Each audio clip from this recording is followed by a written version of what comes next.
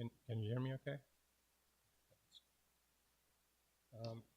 So I think that sums up pretty much um, the whole thing, to be honest with you. But I'd like to start just by saying thank you to Josh Tanner and to Lucky Carson, who have been very gracious and helpful in getting me to this point at least. I'm Patrick Price, the applicant, together with my wife, Esther Christine. And as you correctly said, we want to rezone one of two parcels of land that I own there, being about 0.2 acres, and its ID number is 28894 in the Lula Cross district from R2 to agricultural. The reason for doing this is that basically I've been keeping birds as pets and exotic parrots and things since about 1998. And we moved into the house that we're in now in about 2013. So it's about 12 years ago. And for the last 10 or so, I've been keeping ducks, a couple of chickens from time to time, and just more recently I got a couple of geese to replace a couple of dogs that we lost, one earlier this year and one late last year. Because amongst other things, they make great early warning animals to let you know when something unusual is happening.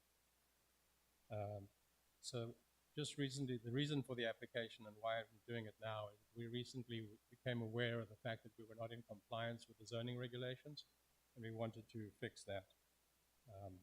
And we also were not aware that keeping of like ducks and geese, they were not considered pets. And so there doesn't seem to be another way around or an easier path to keeping them as pets and to having a couple of animals that are not generally considered pets on the property, other than to rezone this as agricultural. I have checked with our neighbors, the ones that live there. We're approximately in that subdivision 25 lots. There are approximately 17 homes and 7 permanent residents. And the way that we're situated is I'm on the one side of this particular tract of land, and on the other side is Cheryl Fisher, and she's fine with it. Now, across the road neighbor is Jose and Diana Santori, and they're fine with it. They're always bringing us down treats like watermelon and stuff for the birds. So we seem to be okay there. The only thing I'm going to have to do on that property, it's undeveloped. It has some trees on it, and it's basically grass for the rest of it. And I'm going to have to just make predator-proof accommodation for them, because we have bobcats, foxes, coyotes, bears, all sorts of things have been seen there, and also snakes, quite a few of those. As far as other agricultural land around there, the nearest piece is just north of us, about 70 yards away from my house, actually. And the next piece, which is part of about 240 acres, I believe, that runs all the way to 903, about the length of about a mile. It's about 170 yards from the entrance of my driveway. It's a gravel subdivision, and that's basically it. We'd just like to keep some of these birds and not have to be rid of them or destroy them in order to comply with law. Any questions?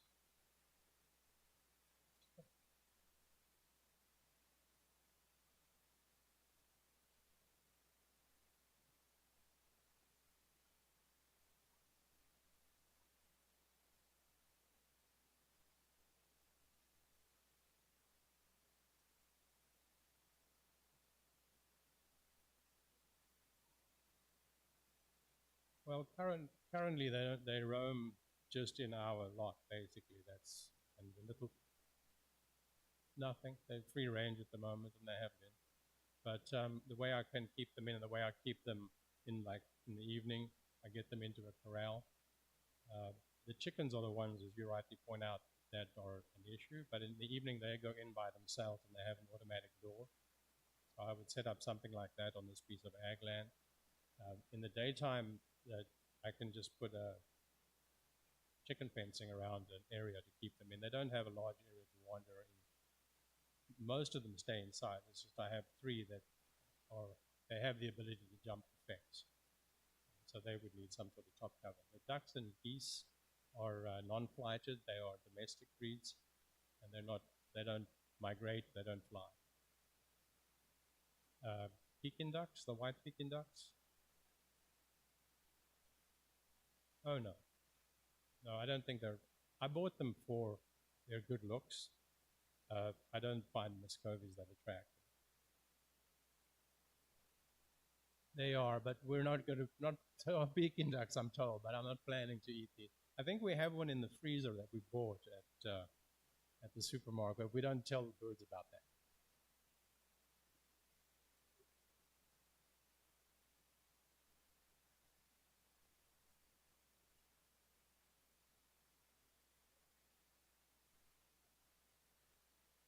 We had one issue where one of our people in the neighborhood sold their property and had it for sale, and they apparently what I heard is that somebody came down there and had a little girl, and the geese approached them. They were much younger then. They're only about 19, 20 weeks now, and they normally approach you with their necks extended and they make a lot of noise, but they were making little baby geese noises at that time, and she was apparently afraid. So the realtor called it in, and that's when I became aware of my situation of being out of compliance. So I met with the realtor, and we agreed to that she would let me know when they have a viewing, so I could bring them in, which I've been doing, and the house subsequently sold without any fanfare, and the pre-closing walkthrough was this afternoon, and the closing is tomorrow. So that was the only thing, and aside from that, I checked. I actually met the new owners today. They like animals. They're not opposed to the geese, but I don't even know their last name. It's Guy and Holly. That's what I can tell you about them. And the geese themselves are much more sociable than are the ducks. Will just go away if you come close. The geese will go away too, but will make some more noise about it. That's how they alert you that there's someone strange in the neighborhood. But I literally had cataract surgery on Tuesday, and I came home with those big black glasses. And man, did they not recognize me, because they get to know your face, and once they know you, they're fine. They don't have any issue. But they're strangers, they will raise a ruckus about.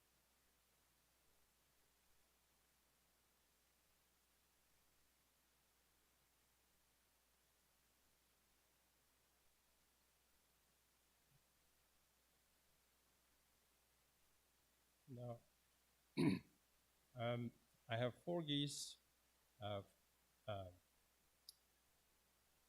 and 4 white Peking ducks, and I have 3 silky hens, and I have 2 barred rock and what do they call it, black sex-linked chicken. They don't last long. The predators inevitably get them if they're free range, and mostly the predators that get them when you're trying to raise them is snakes. Snakes come in because they can smell them, and they typically swallow the chicken, starting from the head, and they die. But I'm actually planning to let the chickens die out pretty much. They're not worthwhile from my point of view. I originally got them because somebody asked us to rescue a chicken, and that led one thing led to another, and we had a couple. So we've got 6 chickens basically, and 4 geese and 4 ducks.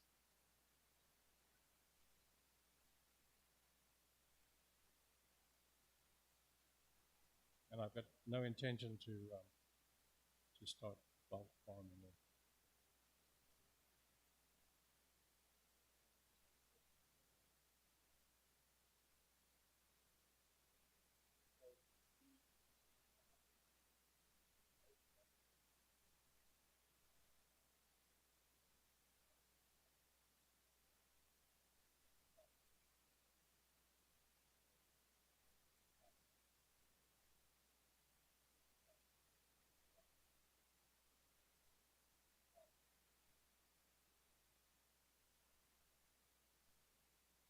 Not here. Actually, they would, excuse me, but that not actually. I believe there was a case in North Carolina recently that I read about. It went all the way up to the Supreme Court, and it won this way and was appealed, and then won that way and it was appealed, and went all the way up to the top, and they said no, you cannot have them as pets. And I don't know. I mean, obviously this is a different state, but I think we're pretty much aligned here in the southern part of Virginia with what's happening.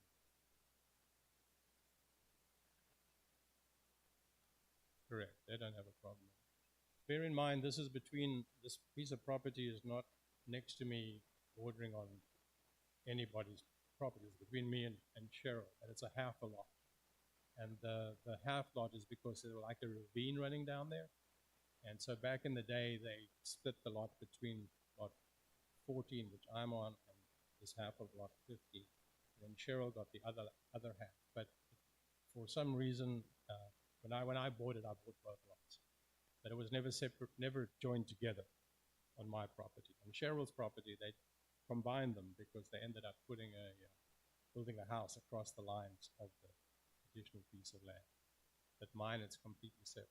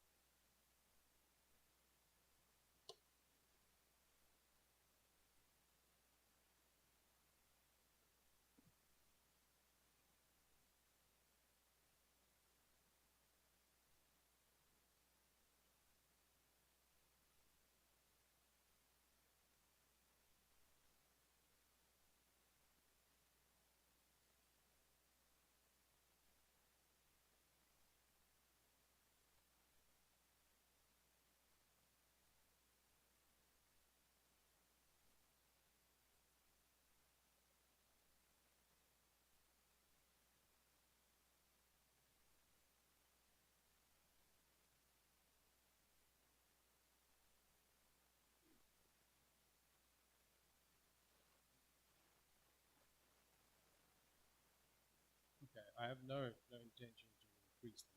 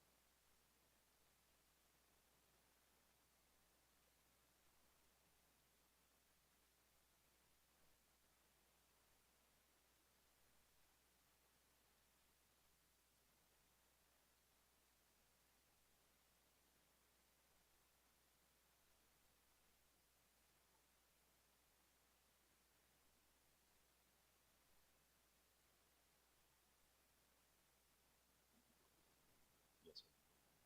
Good evening, council men and women. I appreciate you considering um, letting us have the opportunity to get a special exception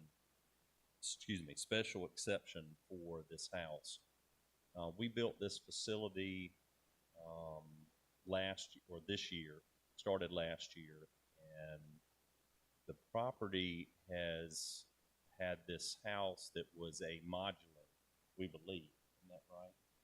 Um,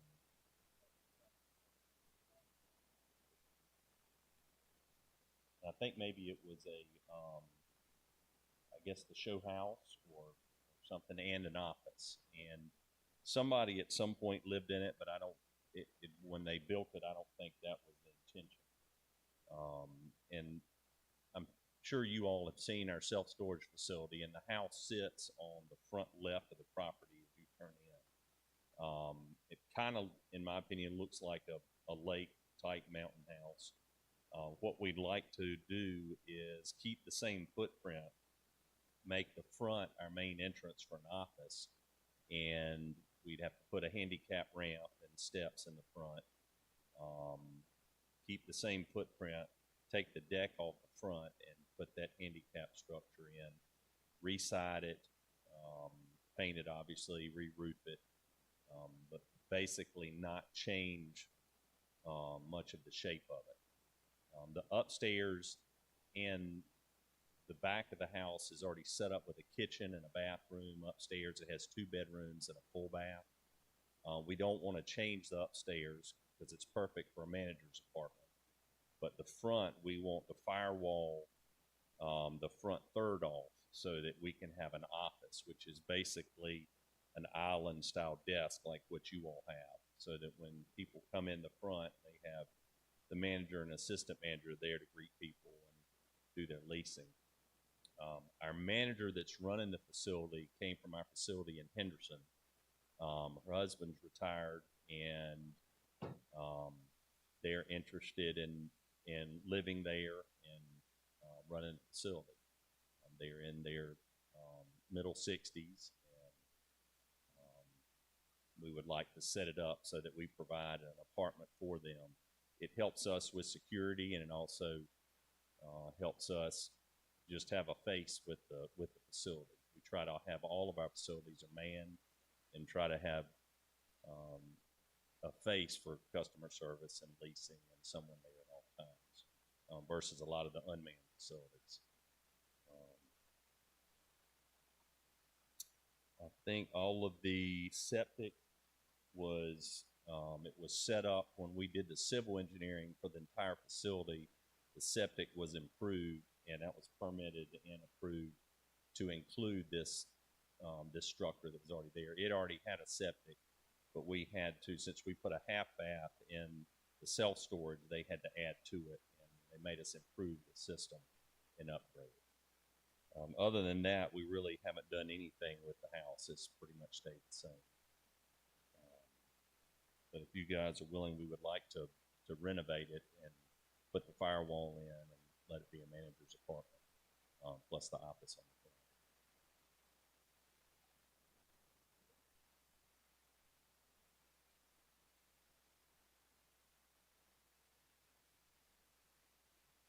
Maybe when we initially bought property to build the facility, maybe it came out. Maybe so. Bill Coffey would have been the one that would have been here in front of you, because he purchased the property for one of the adjoining landowners maybe 3 years ago, and so he may have started that process.